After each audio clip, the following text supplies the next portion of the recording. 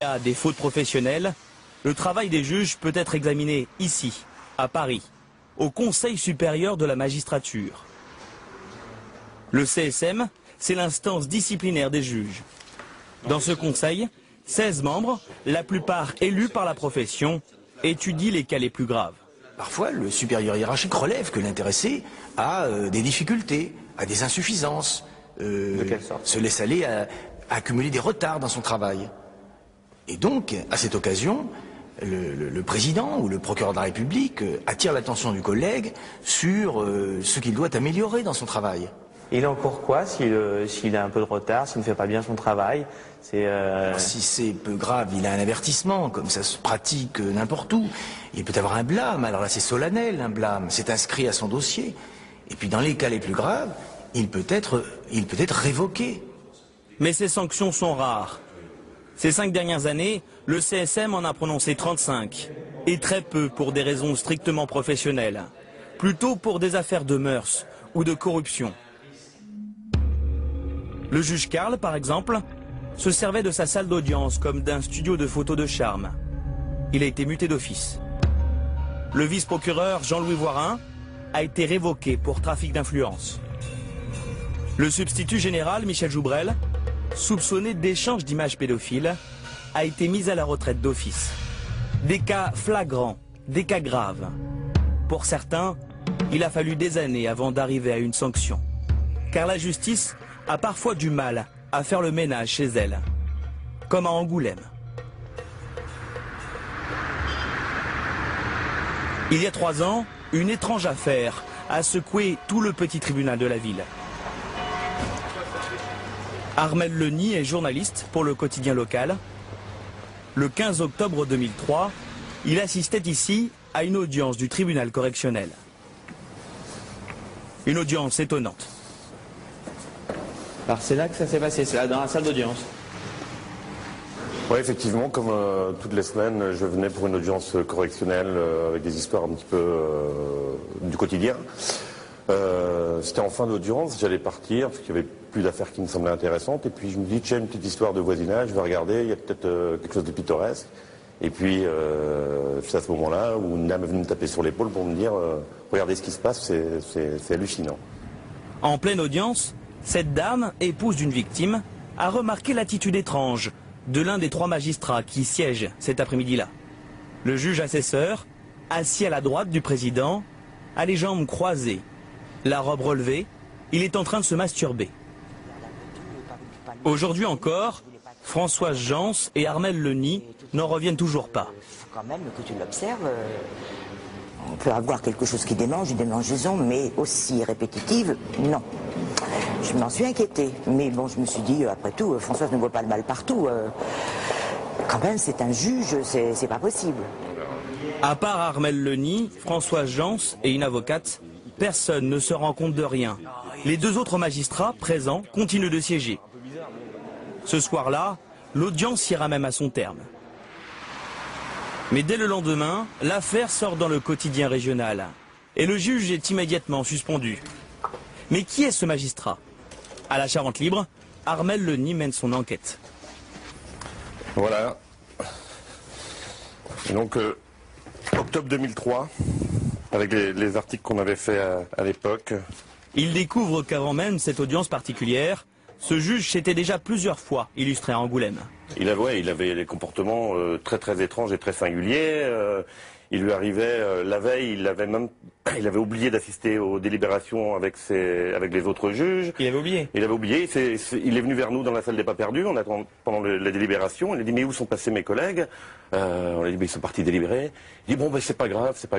Tout à l'heure, je ferai une entrée à la Johnny dans le tribunal. Il entrait à la Johnny? Voilà. Ça veut dire quoi, une entrée à la Johnny? Mais je sais pas trop ce que ça voulait dire. Enfin, bon, il était, à la Johnny Hallyday? Voilà, Johnny Hallyday, sans doute. En fait, ce juge souffrait de troubles mentaux depuis de nombreuses années. Lorsqu'il arrive en Charente à l'été 2003, il est en mi-temps thérapeutique. Il a déjà derrière lui 10 ans de carrière, dont 4 en arrêt maladie. Mais au palais d'Angoulême, son supérieur, Gilles Roland, lui fait tout de même pleinement confiance. Au point qu'il lui offre tout de suite de siéger en audience correctionnelle. 3 mois plus tard, c'est le dérapage. À ce moment-là, il a perdu la maîtrise de ses actes. Il a perdu son libre arbitre. Mais pour autant, le reste du temps, il était capable de rendre la justice. Il était capable, dans la formation dans laquelle il travaillait, il répondait aux attentes qu'on était en droit d'espérer. Y compris cet après-midi-là? Je ne peux pas vous répondre sur cette question. Cet après-midi-là, plusieurs personnes ont été condamnées à des peines de prison. Certes, il y a le secret médical, mais les magistrats d'Angoulême auraient-ils pu détecter les troubles de leurs collègues avant l'incident? Il y a des moments où est-ce qu'on est en état tout le temps de rendre la justice? C'est vrai qu'il avait des moments de distraction. Parfois, il arrivait avec la chemise qui sortait du pantalon. Bon, quand on lui faisait la remarque gentiment, il en était désolé. Mais quand il est arrivé quand même, vous aviez son dossier administratif, donc vous saviez qu'il avait été malade déjà. Oui, mais j'imaginais bien, j'avais bien compris que c'était pour des problèmes d'ordre psychologique, mais j'ignorais tout. Comme aujourd'hui je l'ignore, et comme l'administration l'ignore, quelle est sa maladie, ça c'est un vrai problème. Depuis cette affaire, le magistrat d'Angoulême est passé devant le CSM. Jugé irresponsable, il n'est pas révocable, il est retourné en arrêt maladie. Mais son dossier est toujours géré à Paris, place Vendôme, au ministère de la Justice. Et il n'est pas impossible que Patrice Davost, le directeur des services judiciaires, soit obligé de lui retrouver un poste de juge. Alors vous verrez, on est beaucoup dans le papier ici. Venez. Tout dépend maintenant des médecins qui expertisent ce magistrat malade. S'il prévoit la réintégration du magistrat en mi-temps thérapeutique, l'administration, donc le ministère de la Justice, comme dans toute autre administration, est tenu de réintégrer le magistrat dans des fonctions. Le problème, c'est de savoir dans quelles fonctions. Nous n'avons pas de position de hors cadre, de position de disponibilité pour maladie, et donc il faut assumer cela, et ça c'est un véritable problème. Des juges atteints de troubles et qui siègent en audience, des juges inattaquables sur leurs décisions et des sanctions très rares. Le ministère de la Justice réfléchit à une réforme de la responsabilité des magistrats. Un groupe d'experts a été nommé. C'est le 4e en 5 ans.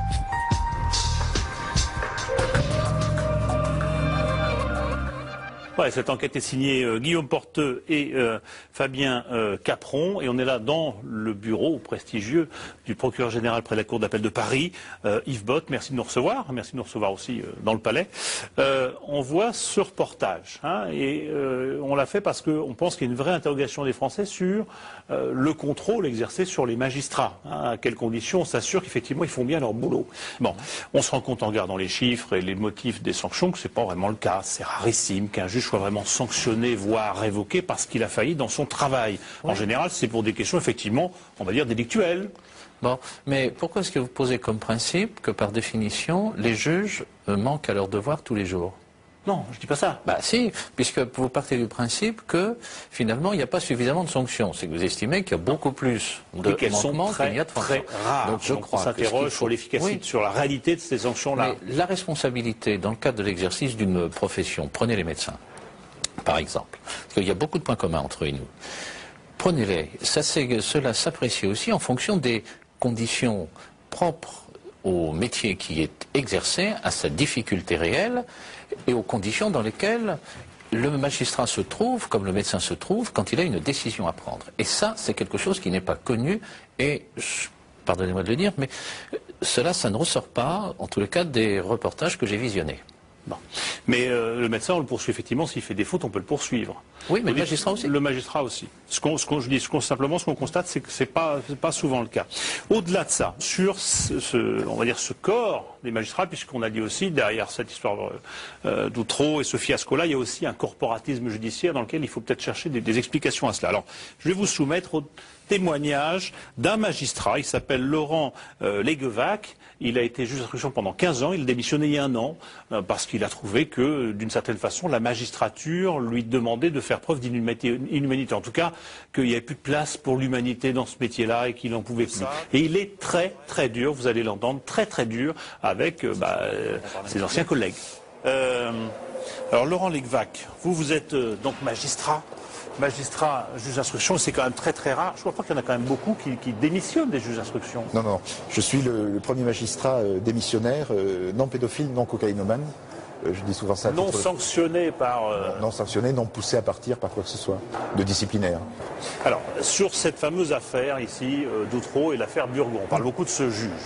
Vous êtes très dur dans votre livre et dans vos propos sur ce corps de la magistrature. Qu'est-ce que vous reprochez aux magistrats d'aujourd'hui? Qu'est-ce qui ne va pas? Vous dites qu'ils sont fonctionnaires. Oui, ils sont déshumanisés. Ils sortent d'une grande école, comme l'ENA, sauf que ça s'appelle l'École nationale de magistrature, qui les formate d'une façon qui fait qu'ils font carrière. Ils n'ont plus de métier, ils ont une carrière. Donc ce qui les passionne, c'est de gravir des échelons, d'obtenir des grades, de passer, d'être muté dans un endroit qui leur conviendra mieux, d'avoir telle prime, d'avoir cette... Ce qui préside à leur destin, c'est leur carrière. Et vous dites ça pour la majorité, la quasi-totalité des juges, ils sont tous comme ça? La quasi-totalité et de plus en plus. Moi j'ai constaté que les jeunes générations l'étaient encore plus que les anciennes. C'est-à-dire que ce que reprochent les acquittés d'Outreau à leurs juges, Burgot, son manque d'humanité, son manque d'écoute, etc., ce repli derrière la technicité du droit, il faudrait le chercher dans sa formation. Dans sa formation, dans son recrutement, plus exactement. Et dans le fait qu'un magistrat doit être quelqu'un d'indépendant. Donc c'est l'inverse d'un fonctionnaire, normalement. Le modèle du fonctionnaire, historiquement, c'est le militaire. C'est le petit doigt sur la couture du pantalon. Aujourd'hui, c'est à peu près ce que sont les magistrats. Des gens qui veulent faire carrière, qui veulent obéir à leur chef, parfois même prévenir leurs attentes. Et ça pourrait être le cas du juge Burgot? Il y a quelque chose dans ce qui s'est passé à Outreau. Tout le monde dit qu'il a suivi l'air du temps, un fantasme généralisé sur la pédophilie, etc. Moi, je me demande s'il n'a pas plutôt prévenu ce que voulaient ses chefs. À l'époque, souvenez-vous, tout le monde voulait lutter contre la pédophilie. Et il y avait ça dans l'air du temps, le gouvernement promet des circulaires, etc. Le ministère de l'Éducation nationale s'y mettait aussi. À l'époque, il y avait circulaire sur circulaire pour dire attention à la pédophilie, attention. Bon, il a prévenu les attentes de ses chefs. Il a fait une belle affaire de pédophilie qu'il va l'inventer. Bon, vous êtes dur, hein? Vous êtes dur pour ce corps que vous avez quitté. Je ne serai jamais aussi dur que les gens qui ont sévi à Outreau. Donc, je recite le titre de votre livre, Un plaidoyer pour le mensonge aux éditions de Noël de Laurent Legvac.